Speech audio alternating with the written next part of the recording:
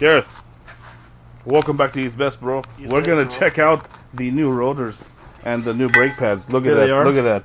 Look at that brake pad. That is not new. It's even chipped here. The slight angle, like that, like that. Look at that. That's nice and almost non-existent. Where's the new one? And here's the new one. Here's the new one. Has a little bit more area to grab. A little bit more surface area. Yeah. Awesome. New rotor. New rotor. Yes, new rotor. Because why? Because old rotor has thinned out. The giant channel locker? Yes, old one. It looks okay from here, but if you look from here, you can see it's got a lip on the inside and outside. It's been resurfaced before, and a nice little groove. This is what happens if you don't change your brake pads in time. You can get weird grooves like this caused by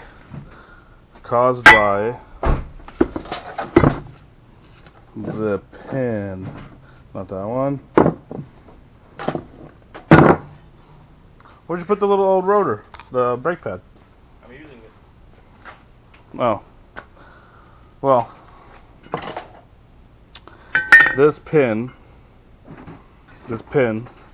is built into the brake pad material right there, and that pin is pushed through the steel here to hold that to this, and I'm sure there's glue in there too. Anyway, but when this wears down enough, that steel pin is not made of the same material as this, and that will generate a nice little gouge in your entire rotor.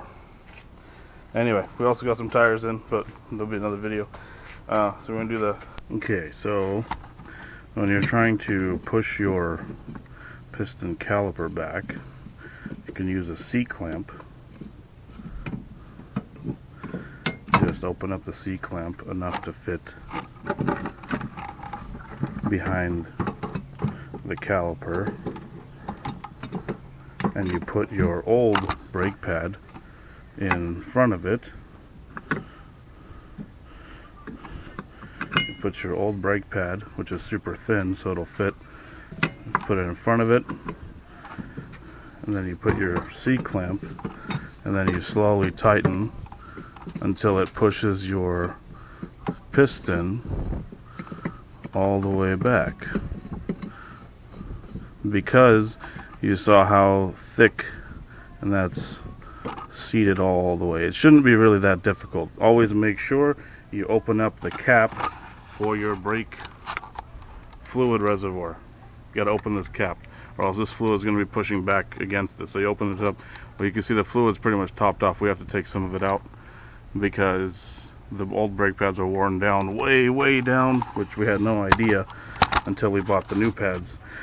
So this side's done, and we'll go do the other side, and we'll push that piston back also with using the super thin old brake pad.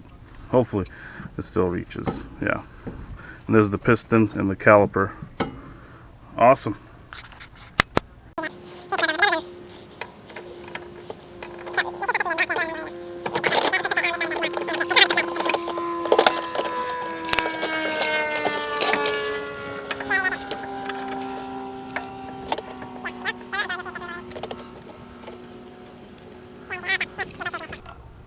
So when you're doing this, if your brake pads had worn down and your brake fluid was low and you added brake fluid, now that we're changing the pads of the new one, the brake fluid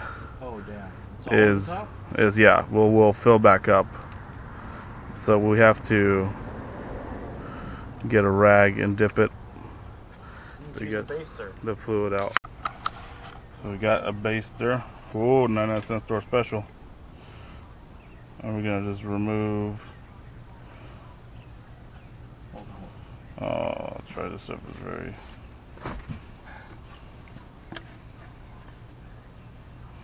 We can always add it at the end.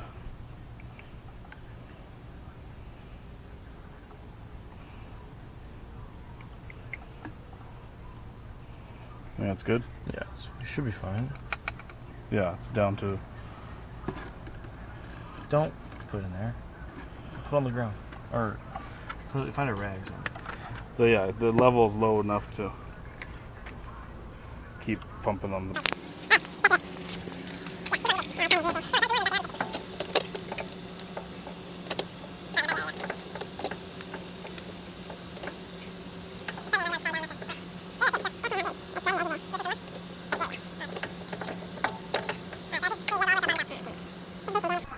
Alright, so when you have new rotors, you want to spray them with some sort of degreaser because they'll come with a light film of oil from the manufacturing on the front and the rear. This is purple power. If you have brake clean, that'll work too. It does all the same.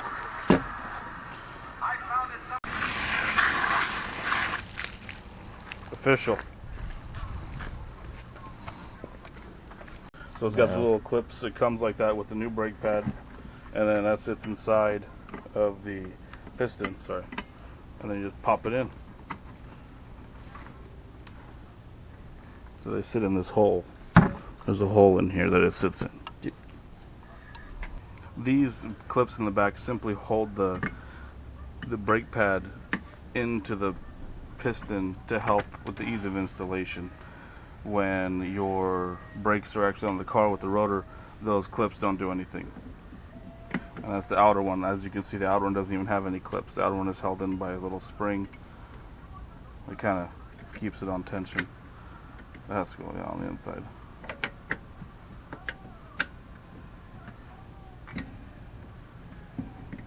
Oh, should I put that on first?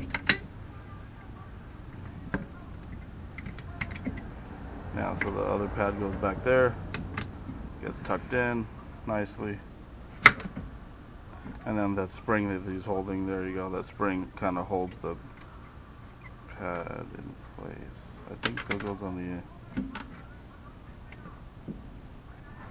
I have no idea what that spring does. Christ. These rotors, they have a locking tab, which gets lining up with the hole. And we got the magical Allen key. This is an extra feature that some cars have that's not necessary for the function of the brakes. But it is nice because the rotors are so big and heavy that helps with the installation.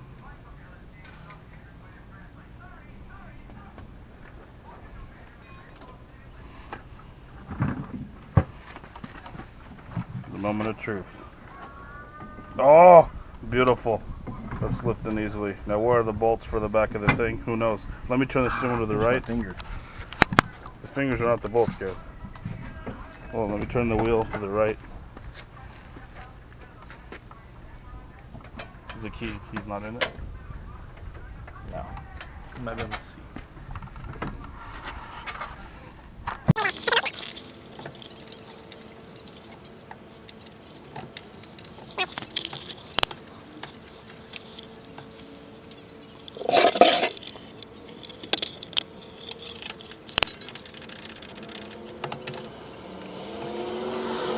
Okay. And that's it right there. New pads and rotors. This car should feel completely different under braking. Like, should grab a lot sooner. Did you turn the key? I turned the back one, but it still spins. I don't know why.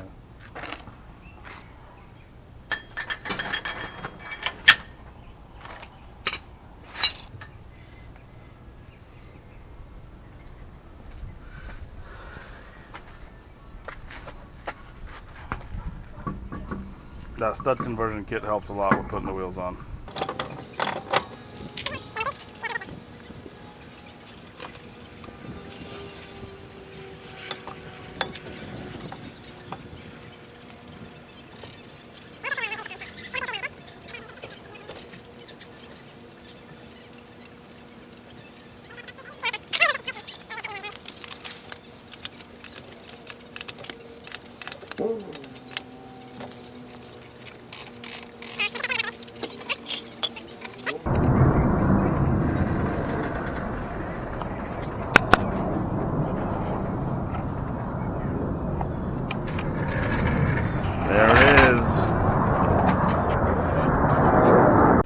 Alright, so for this job the tools we needed were a breaker bar, a 17 if you have the original lug nuts on the car. We have 19mm lug nuts.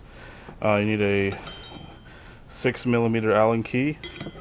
You need a size 16 socket or some sort of a wrench for a 16. You need a little container for your excess brake fluid, a turkey baster, a small flathead screwdriver to take the brake pad sensor off, and we used a 6-inch C-clamp to push the brake piston back along with the old worn out pad. But yeah, that's all you need, and obviously all the new stuff they want to throw on. But thanks for watching. Ease best, bro.